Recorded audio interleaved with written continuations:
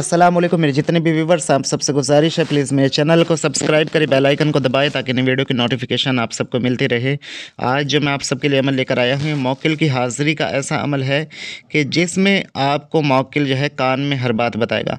बहुत सारे लोगों का ऐसी ख्वाहिश थी कि मैं कोई ऐसा अमल बताऊँ जिससे मौक्किल कान में खबर देता हो और हर मसला हर बात को आप जो है जान सकते हैं और कोई भी ऐसी चीज़ आपसे छुपी नहीं रहेगी, चाहे वो किसी साइल की हो, कोई आपके पास आया हो, कोई डॉक्टर के पास मरीज़ आया हो, अगर कोई डॉक्टर करता है, किसी आमिल के पास में कोई मरीज़ आया हो रूहानी, या फिर किसी हकीम के पास में कोई मरीज़ आया हो, जो भी इस तरह का काम करते हैं वो लोग, जिन्हें ज़रूरी है इस चीज़ में कि उन्हें तशख़ीस में आसानी हो और मरीज़ के मामलात जानने में। देखिए, वैसे तो मैं अच्छा नहीं मानता कि हम किसी के राज़ को जानने की कोशिश करें, क्योंकि कोशिश यही इतनी रखनी चाहिए कि जितनी ज़रूरी है। हम भी इतनी कोशिश करते हैं कि जितने हमारे मरीज़ हमारे पास आते हैं कि सिर्फ़ और सिर्फ़ उनके इलाज से मुताल्लिक़ ही हम जानने की कोशिश करते हैं कि उनमें क्या मसला है, क्या मसाइल है। ये नहीं कि आप उनकी प्राइवेट लाइफ़ में घुस जाएँ, ठीक है? उनकी छोटी-छोटी सी बातें निकालना, उन पे उन्हें पकड़ना और उन पे उन्हें जो है नीचा दिखाना या फिर उन्हें बुरा फ़ील कराना, ये चीज़ अच्छी चीज़ नहीं है और मैं इसे किसी भी तरीके से अच्छा नहीं मानता हूँ। अगर आप अच्छे आमिल हैं और आप कुछ भी जो है कर रहे हैं, उससे लोगों को फ़ायदा पहुँच रहा है, तो वो तब तक ही अच्छा है।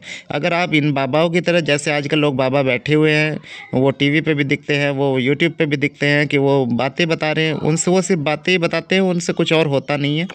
वो ना किसी को ठीक करते हुए दिखते हैं आपको, ना कुछ और उनका कोई मामला दिखता है। सिर्फ़ और सिर्फ़ वो अगली-पिछली ऐसी बातें बताते रहेंगे जिनसे आपका कोई मतलब ही नहीं है। भई ये जानने में किसे इंटरेस्ट होगा कि तुमने क्या खाया था? तुम्हारे चाचे का नाम क्या है? तुम्हारे फलाँ का नाम क्या है? इन चीज़ों से क्या फ़ायदा है? आपके मसले हल होने चाहिए, आपको जो परेशानी है वो दूर होनी चाहिए।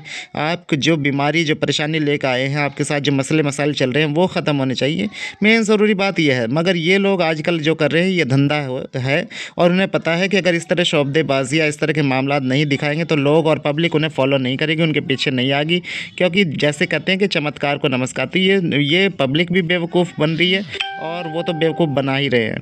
तो हमें ये चीज़ नहीं करनी है, हमें सिर्फ़ उतना ही मामला रखना है जितना ज़रूरी है। तो ये अमल भी वो लोग करें जो मैं यही कहूँगा कि जो इस फ़ील्ड से जुड़े हुए हैं, जिन्हें तशख़ीस की सख्त ज़रूरत पड़ती है कि मरीज़ को मर्ज़ क्या है या हमें किसी मामलात में ऐसी चीज़ जानने की ज़रूरत होती है।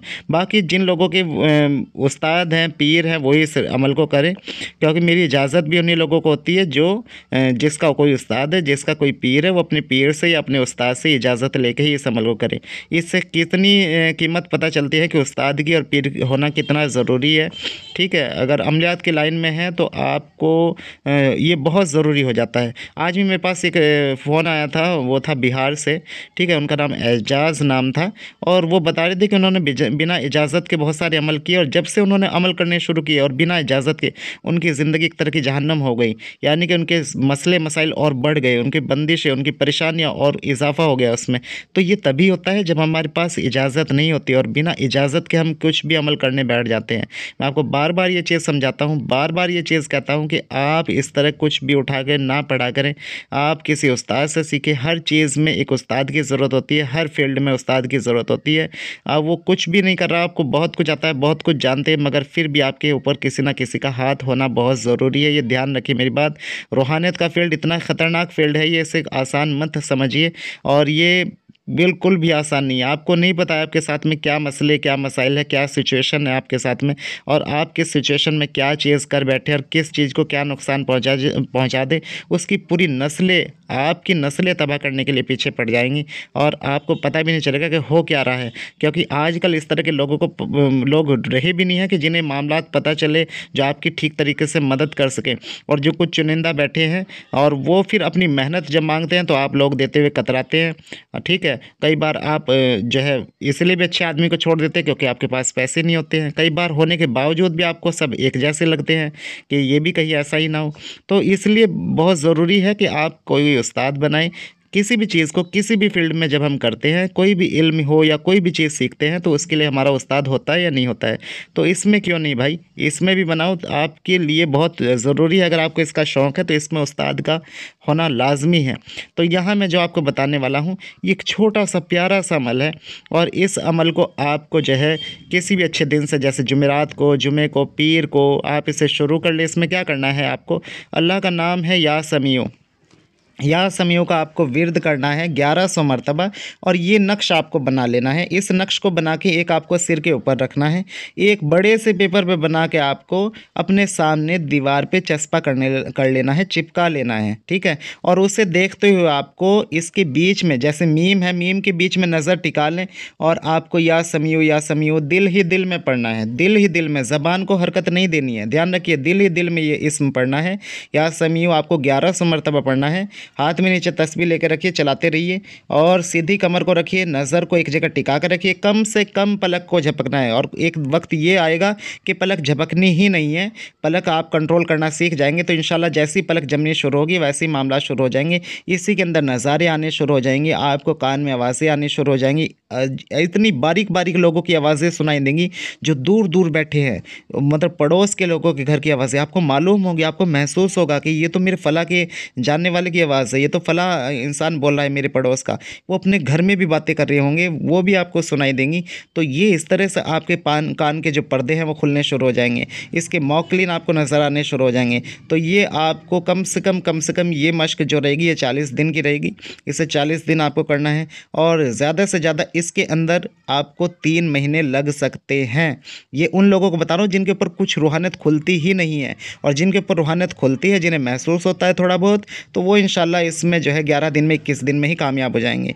ये ध्यान रखिए, जिनका तसव्वुर खुला हुआ है वो भी इसमें 11 से 21 दिन के अंदर कामयाब हो जाएंगे। जिनका तसव्वुर नहीं खुला हुआ, जिन्हें आंखें बंद करने के बाद में अंधेरा ही दिखाई देता है, उनके लिए मैंने टाइम पीरियड बताया है 40 दिन से लेकर 3 महीने। बाकी इंशाल्लाह जिन्हें कुछ भी थोड़ा भी महसूस होता है उनके मामलात बहुत जल्दी खुल जाएंगे, 11 से 21 दिन के अंदर उन्हें सब कुछ महसूस होना, दिखना शुरू हो जाएगा और सुनाई देना शुरू हो जाएगा।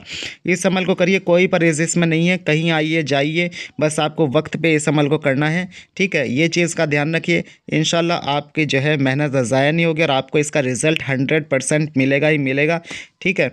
किसी तरह का कोई परहेज़ इसमें नहीं बताया, बस वक्त की पाबंदी रखनी है, छोड़ना एक भी दिन नहीं है। इंशाल्लाह आप इसमें कामयाब होकर रहेंगे। और जब आपको कुछ दिखाई दे 40 दिन के बाद में तो उससे कॉल करार कर लें, उससे वादा ले लें, ठीक है। और इंशाल्लाह वादा ही वो उनकी कसम होता है, जब कोई नूरी चीज़ वादा करती है तो उसकी ज़बान ही होती है, उससे फिर कसमें खिलाने की भी आपको ज़रूरत नहीं है। वो कोई जिन नहीं है, वो मौकिल है, वो नूरानी मखलूक होती है और वो अल्लाह के कलाम पे मामूर है, तो इसलिए वो आपसे कभी झूठ नहीं बोलेगी, ना आपसे कभी दगा करेगी। तो आपको उस बताए हुए उनके जो तरीके होंगे उस तरीके से इसकी फिर हाज़िरी करनी है, जितने तरीके में वो बताएंगे उतने में विर्द करना है। और जब आप इसे चंद मरतबा दिल ही दिल में विर्द करेंगे तो आपको दूसरे आने वाले के जो मामलात होंगे वो आपको सब मालूम होना शुरू हो जाएंगे, मौकिल सब बताना शुरू कर देगा, बताइए क्या जानना है आपको, आपसे बोलेगा मुझे इसके बारे में ये चीज़ जाननी है, ये क्यों आया है, इसे क्या मर्ज़ है, इसे क्या तकलीफ़ है, ये क्यों परेशान है, इंशाल्लाह सारी डिटेल में आपको सारी बातें मिलना शुरू हो जाएंगी। तो ये है ये चीज़। और इसे चंद मरतबा जो है आप अपने विर्द में भी रखिएगा, एक तस्बीह इसकी कम से कम विर्द करते रहेगा, इंशाल्लाह इसकी ये अमल आपके काबू में रहेगा। और जब आपको इसकी ज़रूरत होगी जैसे मैंने बताया उस तरीके से इसे इस्तेमाल कर लीजिएगा। आप मौकिल से भी पूछ सकते हैं इसके कि किस तरह से मैं आपको बुला सकता हूँ, अपना तरीका बताइए। जो फिर अगर कोई वादा ले या वो कोई शर्त बताए, अपनी छोटी मोटी कोई शर्त हो सकती है, वो हो सकता है वो बोले कि मेरे नाम की कुछ में बर्फ़ी बाँट देना या मुझे कुछ पढ़ के हफ्ते के दिन बख्श देना, सवाब पहुँचा देना, बस इतना ही कुछ होगा। तो इसी के साथ अब मुझे इजाज़त दें, इंशाल्लाह फिर मिलते हैं अगली वीडियो में, तब